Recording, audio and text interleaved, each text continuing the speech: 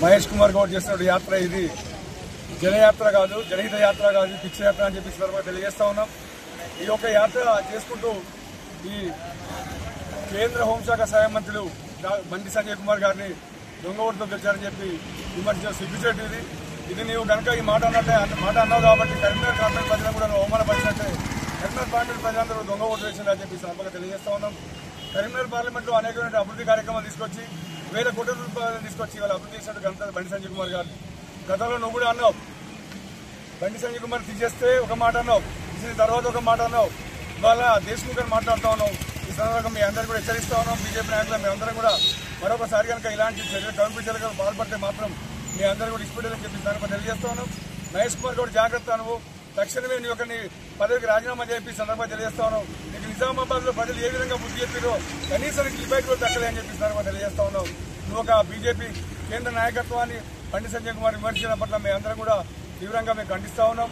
మీరు కనుక ఇలాంటి పిచ్చి ప్రలాపన చేస్తే మాత్రం ఊరుకునేది ఎక్కడికక్కడ కూడా గ్రామాల్లో అడ్డుకునే పరిస్థితి ఉంటుంది.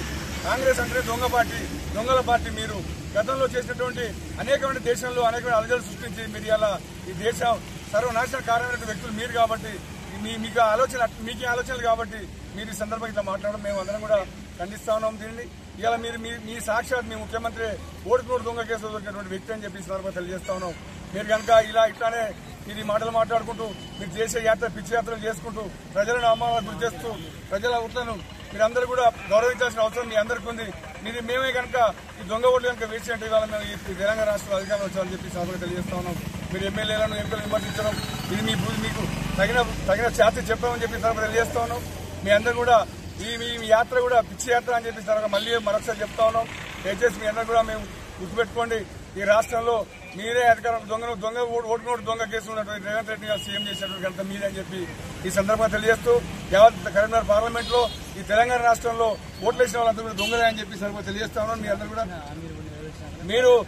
మీరు ఎన్నికలప్పుడు మీరు 6 స్కీమ్ గ్యారెంటీ అమలుకు ఇచ్చారు, 420 హామీ ఇచ్చారు.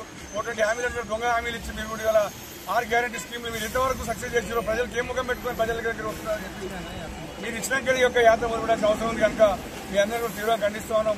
ఇలాంటి వ్యాఖ్యలు మళ్ళీ చేస్తే మాత్రం దాదాపుగా నేను ఎక్కడే చెప్తా ఉన్నాను, మీరు కనుక ఇవాళ గ్రామ పంచాయతీ ఎలక్షన్లు ఎంపీ చేపిస్తూ స్థానిక సంస్థ ఎలక్షన్లకు పోకుండా మీరు యాత్రలు చేపడుతూ ప్రజలను తప్పుదో పడిస్తా ఉన్నారు.